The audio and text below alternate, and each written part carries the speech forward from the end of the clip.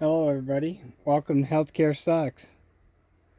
We're bringing you some more updates on what's been going on over there as far as the drone being shot down. This should clarify where it was because you're going to see DOD, Department of Defense, proof where it came down, etc. So I'm going to let you watch this for a few minutes and I'll comment as we go.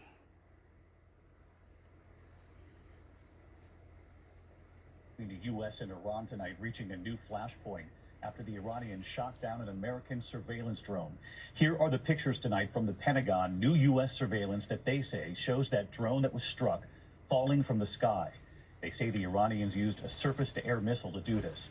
To give you an idea of what this drone looks like, this is the type of surveillance drone as wide as the wingspan of a 737. Iran says the U.S. was in Iranian airspace. The U.S. says they were not. President Trump suggesting today maybe the shootdown was a mistake, that it could have been someone, quote, loose and stupid. But tonight, news coming out of an emergency meeting in the Situation Room, and Martha Raddatz leads us off with new images tonight now from the Iranians, seeming to declare this was no mistake. Iran claims this is its surface-to-air missile streaking towards the U.S. drone last night at 7:30 p.m. Eastern Time, exploding on impact, a huge fireball filling the screen.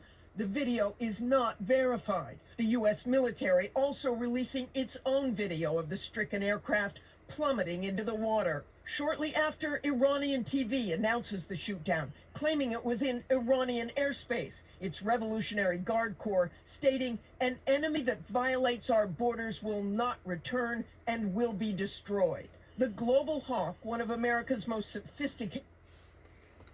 And there you have it, guys. The bottom line is they are making little strikes. They think they're going to get away with it. They're trying to pull us into a conflict. It's my opinion. I'm going to let you watch a little bit more, but by the time we watch these two videos we're going to watch off and on, I think it's going to be real clear. We will be making a counter-strike. Counter-strike is coming. It's in the works right now. I would say that I'd be surprised really if it goes 36 hours. I'm thinking within the next 24. But here we go. Let's watch a little more proof. Unmanned surveillance aircraft. Its wingspan, as broad as a 737, took off from an airbase in the UAE hours earlier, monitoring the Gulf of Oman, where recent attacks were carried out on oil tankers, and over the Strait of Hormuz, that vital oil shipping waterway, in international airspace, says the U.S. When the drone was hit, the U.S. Navy surging its partner through rough seas to the debris field to recover what they could of the classified aircraft. At 10:15 a.m., after President Trump is briefed, he tweets this stern warning: Iran made a very big mistake. Just over an hour later, Iran's foreign minister firing back on Twitter: we don't seek war, but will zealously defend our skies, land, and water. Actually, they do seek war. They're just trying to make it politically so that China and Russia will eventually get involved in this, is what they're really hoping for. But that's, again, my own opinion. I think the proof is out there that these guys went overboard, and it was not, as the president said, a stupid idiot. This was well planned. They made the strike, and if you watch a little more of this, you'll see it becomes apparent. At 12:15, the U.S. military weighs in, pinpointing where the drone was hit, some 21 miles from the Iranian coast, well away from the 12-mile territorial limit, in sharp contrast to the Iranian claim the drone went down over its territorial waters. This was an unprovoked attack on a U.S. surveillance asset that had not violated Iranian airspace at any time during its mission. Iranian reports that this aircraft was shot down over Iran are categorically false. At 12:40 today, from the Oval Office, President Trump with further warnings. They made a very bad mistake. But then a strange twist. the president seeming to question whether Iran intended to shoot down the drone and even the significance of the attack. I would imagine it was a general or somebody that made a mistake in shooting that drone down. I find it hard to believe it was intentional, if you want to know the truth. I think that it could have been somebody who was loose and stupid that did it. And Martha Raddatz, who was on the air with me today, with us live tonight. And as this was unfolding, Martha, tonight, even the president suggesting it could have been a mistake. But the Iranians, as you reported there, are not backing off their claims of responsibility tonight. They aren't, David. And as you know, miscalculation has always been a fear during this incredibly tense time with Iran. But today, Iranian officials themselves made it very clear this wasn't some rogue Iranian officer accidentally firing a missile. Iran shot that drone down on purpose, David. Martha Raddatz leading us off tonight. Martha, thank you. And that was ABC, guys. So it's all over the news. This is on. It's gonna happen. And pretty much so we have to do something or they're just gonna think they can get away with it. Over and over. I have another report too I want to throw out. Joining us now, Wally Ferris, Fox News national security and foreign affairs analyst. There are so many theories about this right now. I'm interested in your take. What is it? Well, first of all, the big picture, Melissa, is that we are tightening the screws around Iranian interest and deployment in the region. This explains why Tehran is trying to do those small strikes for now. And in this case, I would argue that they knew what they were doing. They were targeting a drone, unmanned drone, because they know that if the American public would see American victims, then that would give the president a lot of fuel to be responding. So at the end of the day, the White House will decide at what time, where, and how to respond to this Iranian attack. So, I mean, they want to provoke, but not too much.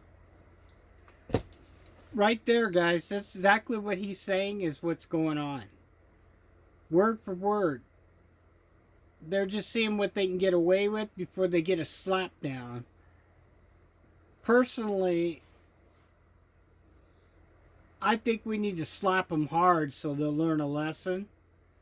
If not, break a few teeth out, more or less. And then, if they want to, still step up, then we crush them.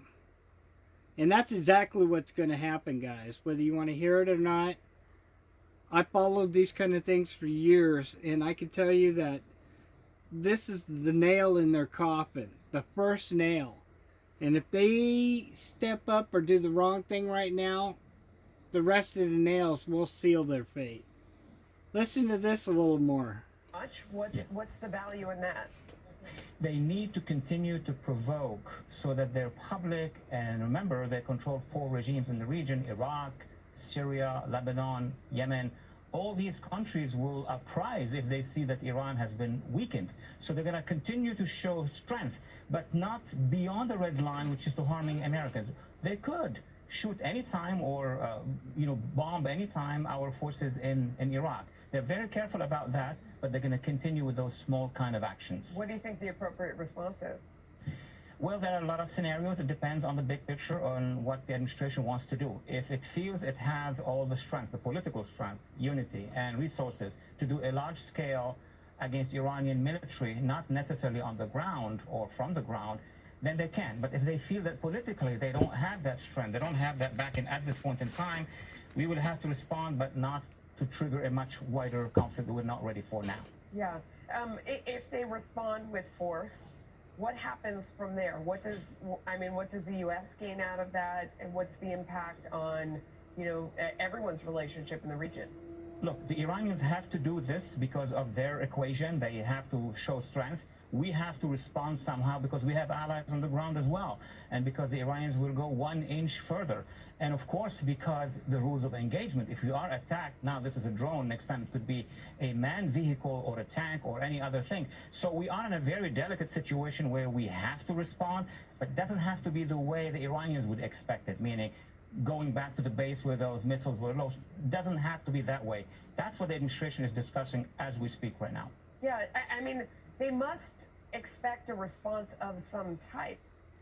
And that's exactly what's going on right now. You can bet your booty that Mr. T is sitting there having his little discussion on where to slap him and how hard. And we are going to slap him back for this. And, you know, it was coming. I said this like 3 weeks ago when the last incident and another incident happened. And I know many other people have been covering this too.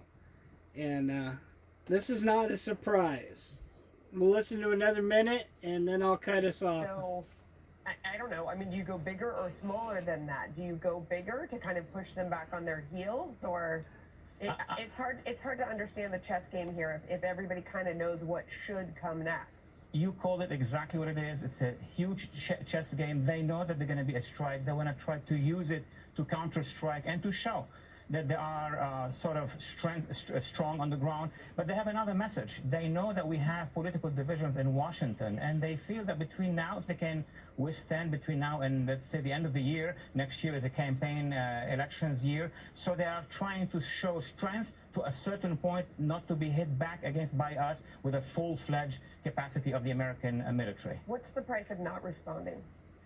That would be bad. If we don't respond in a way or another, maybe through allies or others, then this is going to encourage the Iranians. We are locked, both of us, in a game whereby they will strike, we have to counter-strike, but not to go full-fledged because we don't have that readiness, I suppose, on a political level.